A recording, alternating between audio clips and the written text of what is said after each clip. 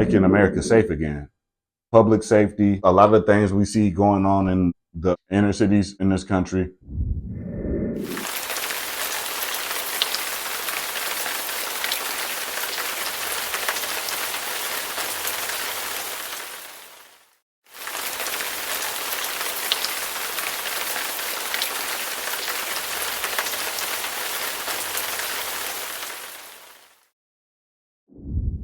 Another thing that the Democrats do, the Black Democrat and the Black church, they allow politicians to come in and divide, fearmonger citizens into voting for Democrats, all off the basis of just saying that Republicans are racist.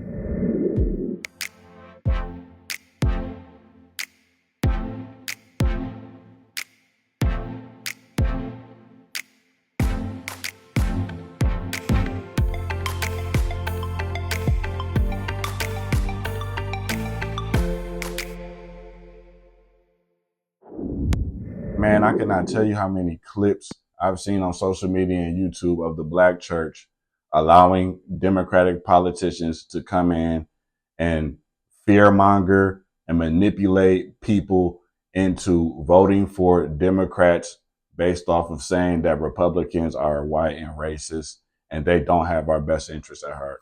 The space of the Lord and the sanctity of the church, the Democratic Party, we see a lot of politicians invade those spaces by way of church leadership and let these people continue to manipulate and divide and fearmonger Black people and people of the community from a racial perspective, making it seem like these people do not have your best interests at heart and we do. And all they have to justify those claims is that they are racist.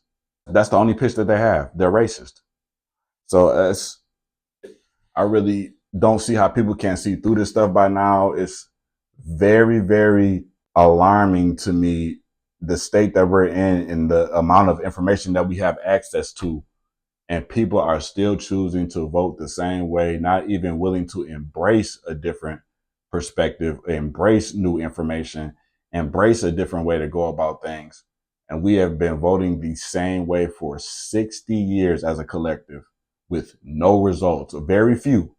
I can't believe that we've allowed the Democratic Party to weaponize the church in order to be a platform for them to manipulate and spew propaganda to the degree that it is now. Even in 2026, they run the same playbook and they fearmonger and they preach race. Republicans are so racist and they really don't have any concrete evidence to substantiate those claims. But they know that people aren't going to go back and actually do research for the most part. Everybody is concerned about what they have to do on a day-to-day. People taking care of business, going to work. People have kids, families. So a lot of attention that should be dedicated to politics and knowing what's going on, not even on the federal level, but more so on the local level. A lot of people just don't have the capacity to be able to do those type of things.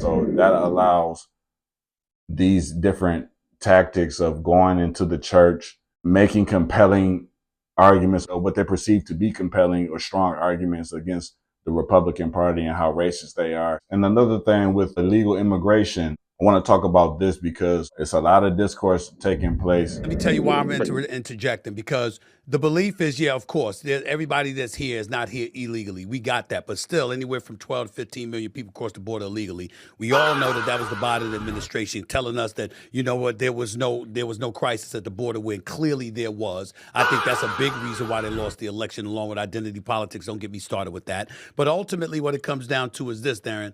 I think that you have a lot of folks out there, not just Republicans, but independents like myself, that look at it, and we look at the Democratic Party and we're saying Black folks make up 13.6% of the population. We're no longer even the dominant minority. And you have a Democratic Party that's willing to sort of shove us to the side because they could afford to do it, because they could take our vote for granted. So by being people who support illegal migrants coming into this country, that's a voting bloc that ultimately could work in your favor. You even have to, what is it, the state of California, you got people voting on illegal migrants being able to vote when you're supposed to not be able to vote unless you're an American citizen. That's the kind of stuff that we're talking about. How do you defend that as a liberal?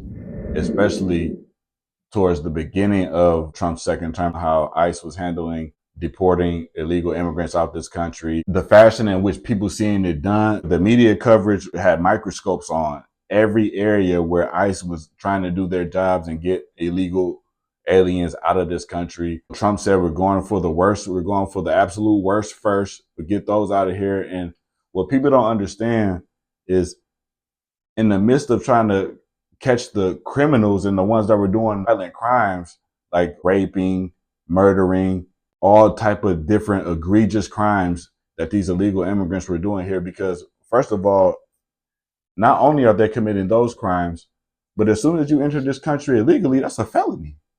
So you're already a criminal.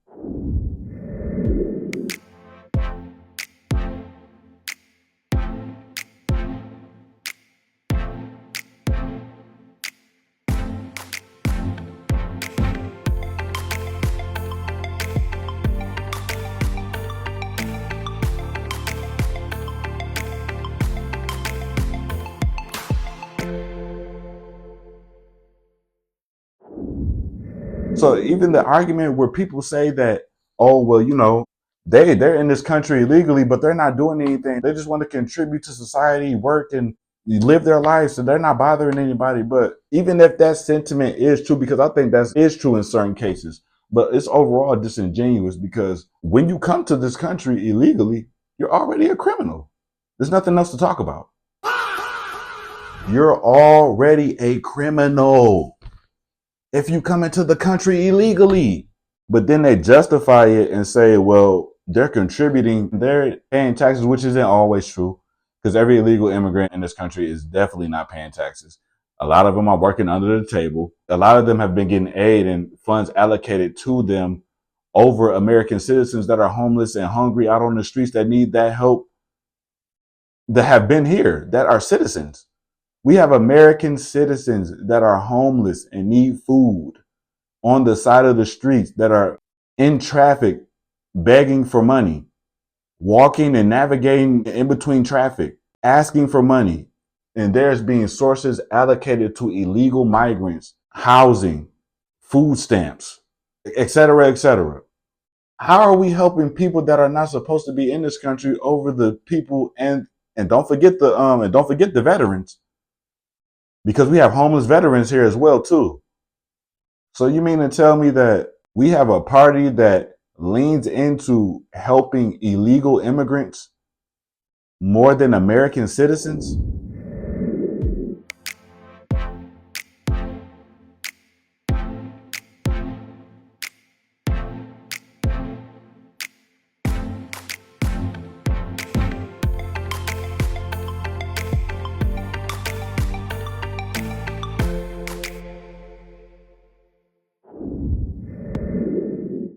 Are you serious?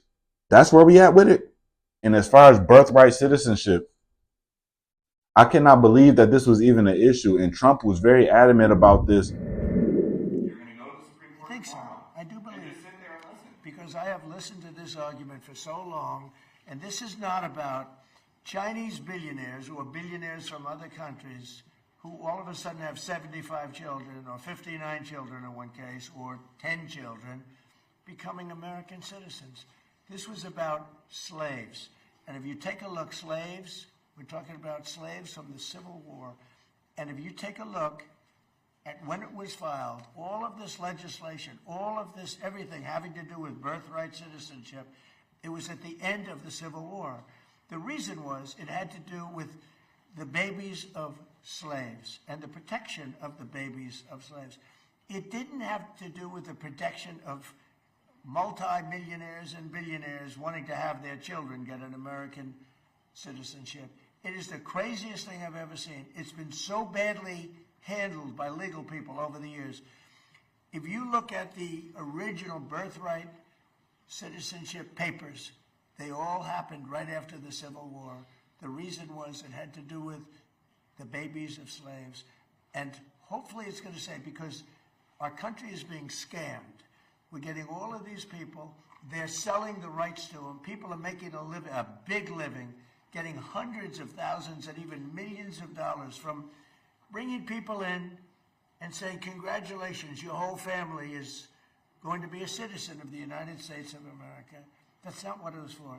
It wasn't for billionaires bringing people in or family in. It was for the children of slaves. Basically saying that birthright citizenship was for slaves. That was the initial concept behind birthright citizenship. Enslaved people that were brought here that couldn't gain citizenship, end up having children. That created a way for them to gain citizenship in this country. And now we've seen it being used and taken advantage of by illegal immigrants that come into this country illegally, have a baby, start a family, and then gain citizenship through that way. No, that's not right. What's so hard to understand about that? What's so hard to see that that's clearly something that they're taking advantage of?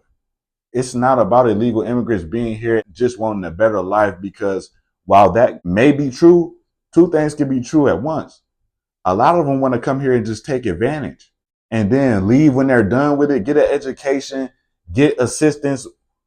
You know, assistance looks a lot of different ways, but be able to do that and not actually have to go about it the right way. And then what does that say about the actual immigrants that went through the process and did it the right way?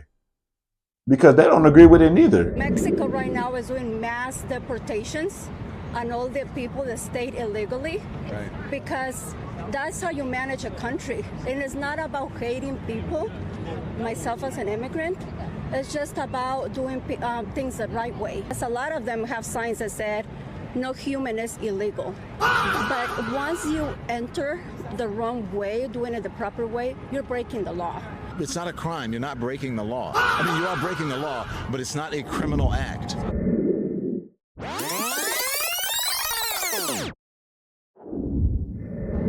It's not a crime. You're not breaking the law. I mean, you are breaking the law, but it's not a criminal act.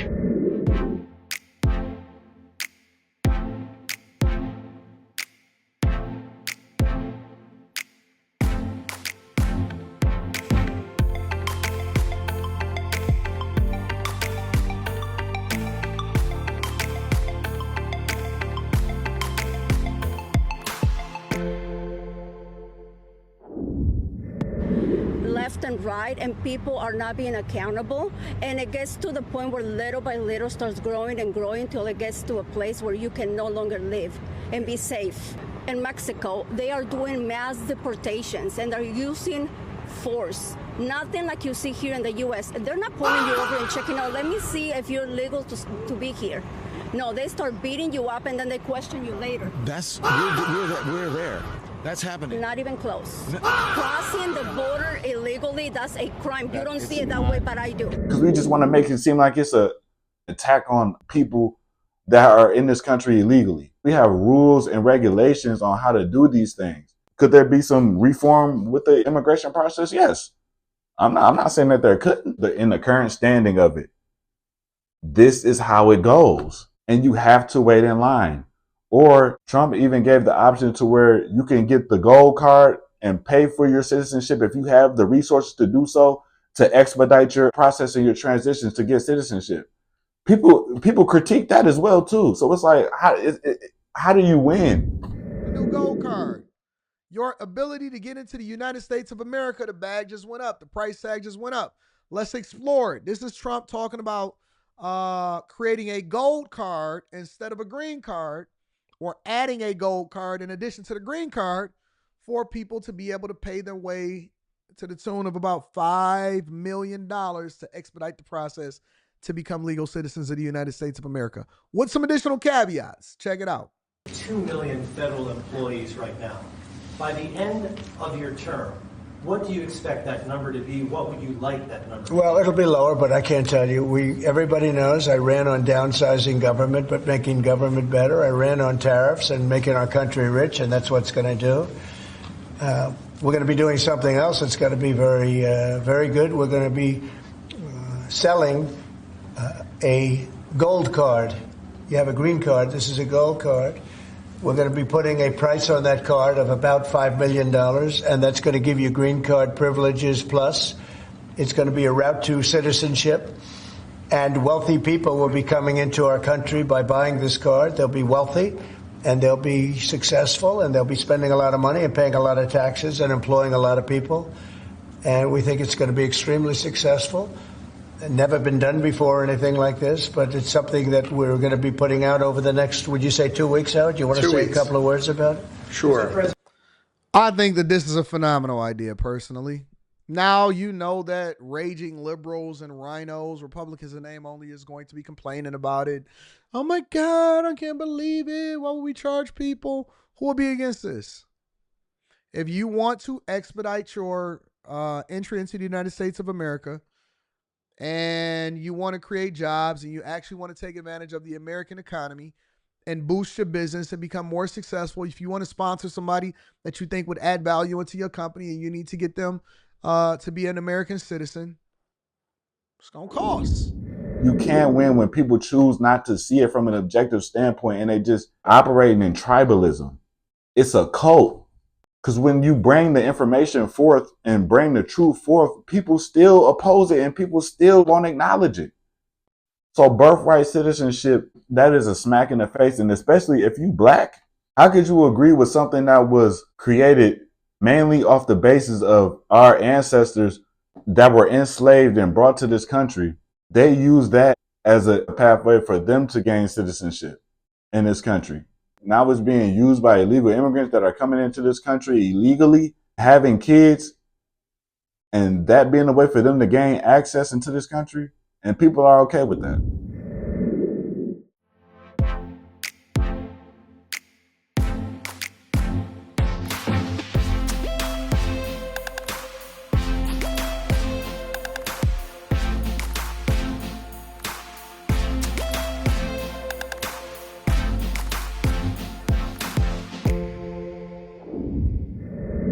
The crime, public safety, more specifically in inner cities in this country, it has been a very, very glaring issue that has not been addressed in the right way. If you have 92% of an entire community's vote, like the evangelicals, for 60 years, like the evangelicals are also part of that black vote. If you have 92%, you actually don't understand evangelicals, black evangelicals. If you have 92% of the black vote for 59 years, 59 years later, 27 out of 30 cities for crime are ran by Democrats, your policies don't work. And let me ask you a question. People have to revisit. I'm going to ask you again. Let me finish and I'll let you talk. You either have to consider new policies or the voters have to consider a new party.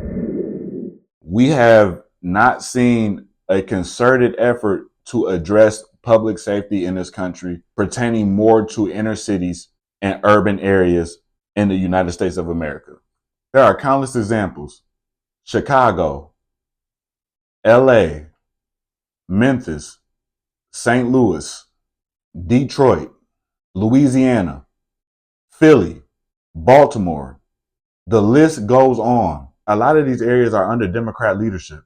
What I'm trying to understand is, why are the policies set in place and why is it such a discrepancy with how bad the crime is in these particular areas versus around the country? And you can point to different examples. It's not every Democrat-led city or state that has high crime, But in a lot of cases, it is. And that makes sense. If you're tougher on crime, crime drops. It's very simple. DC's was the best example. And it was almost like a year ago that happened, and everybody was online crying, talking about how it's racist and this and that. I don't see how it's racist to save black lives. Don't black lives matter? So Memphis, Tennessee, everybody know how Memphis, Tennessee is. They call it Memphis, Africa, guys. And I didn't even know that they dropped to a 25-year low in crime. The mayor of Memphis, a black mayor, said, hey, please Trump come down here. Yeah. And look what happened. It's still going on. Can't stop them all, but it's happening. Okay, guys, so Chicago right now, everybody's trying to figure out, can we get the National Guard to Chicago? Please. Because they have had, over in one weekend, I think over 45 shootings. 45 people got shot. 45 people shot, not shootings. On Juneteenth weekend, 45 people got popped. Damn. So Trump is saying we need to send the National Guard in there, and we have mothers now saying that, please, Trump, this stuff is getting bad. This is what Trump had to say. Landry called me, safest Mardi Gras they've had in, and by the way, Chicago, which is a shooting field right now. If the governor would call me, Governor Pritzker would call me, I would solve the Chicago problem in 3-4 months. You'd have virtually a crime-free city. We'll remove all of the bad ones. You have criminals. You have career criminals that came in through the border because of sleepy Joe Biden. Just speaking from a black man's perspective, I'm from Pontiac, Michigan. Chicago is not far from Pontiac. Once I began to understand what was going on, before I even got involved into politics, and I always used to wonder, why is it so many people being killed in Chicago? And why is nothing ever being done about it?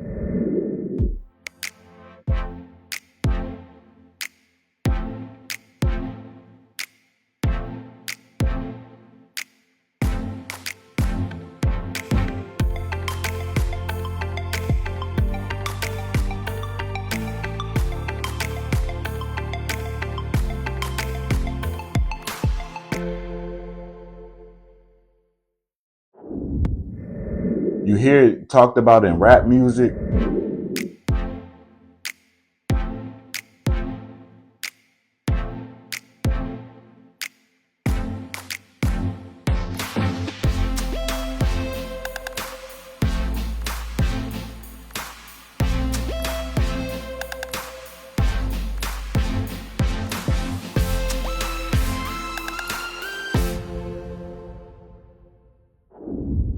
Chicago's South Side. These streets are home to some of the most dangerous gangs in America. Last year, there were more murders here than in any other city in the United States. What I be rapping about, we don't be lying about this. You got about what's living out there, also. Deeper than rap, really. What would you call that movement? So we call it drill music. Drill music. Okay, cool. Like how you all hyped up and just ready to go crazy outside. A lot of niggas do this shit for YouTube views and all this shit. We trying to eat, we got killers to real, feed. man. Body's dropping. Chicago drill has had a bigger impact on gangster rap and street culture in general than anything else in the last quarter century. For better or worse, a lot of the trends across hip-hop in the present day originate from this time period. From firearms and videos to dissing the dead and putting ops in blunts. Chicago took gangster rap to the extreme and basically erased the line between entertainment and reality. A grassroots movement that started in the trenches of the south side of Chicago, took off by itself with only the help of the internet, and blew up into the mainstream, traveling everywhere across the country and even overseas. Generational stars emerged and grew to be icons. The streets and gang culture was broadcasted for anyone with the internet connection to observe. You see the numbers, you see the video clips. It's being celebrated in the rap music. A lot of the leadership in Chicago, in recent memory, the representation has been black. The mayors have been black. Gang violence is a cultural issue that we have more so than it being a political issue. The cultural issue is being held up by democratic policies that are put in place in a lot of these areas because they are not hard on crime.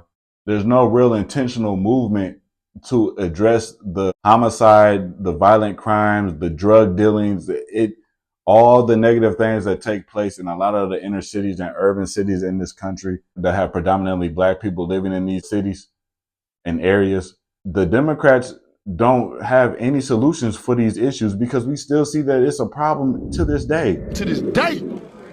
To this day. To this day.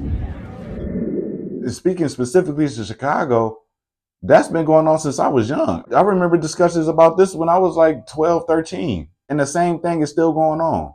It's because of failed leadership, and it's because of the way that what our culture celebrates, what we justify, what we align with, what we get behind. And the politicians and the policies uphold those things and make it possible for all of these realities to still remain true, even after all this time, 60 plus years now. This is what really made it clear for me. When I seen people protesting Trump for sending the National Guard in some of these areas. People are dying. It's not safe. People are getting shot. They're having team takeovers. And then this is what the response from leadership to mock it and deny it as if it's not happening. You know why they don't care? Because it's black people. Democrats don't care about black people. They don't. If they did, they would want the killing to stop. Mayor Johnson, last week I sat in this very seat and I warned you that Juneteenth is historically one of the most violent days for whatever reason in the city of Chicago. You dismissed that. I asked you if Donald Trump, the president of the United States, if you would reach out to him for some kind of help or assistance. You dismissed that. You said that you're the mayor, right? You said that Donald Trump was a massive failure or something to that effect. And now we have seen the results. 40 plus people shot, a dozen plus people murdered. Perhaps you're the massive failure in this equation, and not the president, who, by the way, has reached out. Thank you for your The president of the United States has reached out again. Because I've seen people saying that, well, that's too extreme. We don't want a military presence in our neighborhood walking around in the areas. Are you talking about the areas where we got the youth running around with illegal firearms that have attachments on them, switches on them, extended clips? These people are causing harm, terrorizing the communities, making it uncomfortable for elderly people or just people that are trying to get to work, get home, and take care of their business.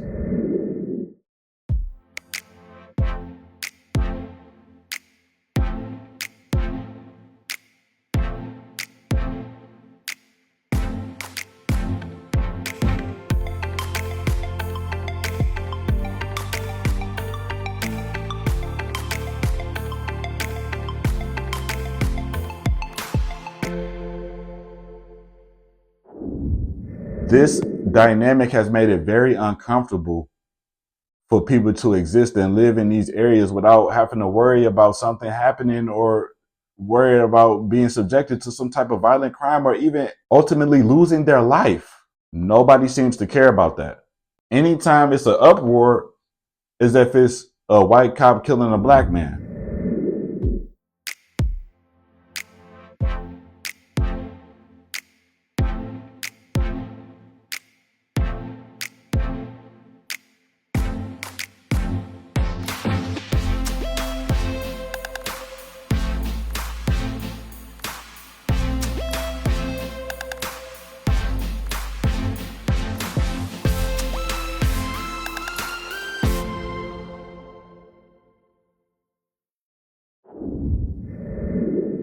That's the only time you'll see a protest against the violence, if it has a racial dynamic to it.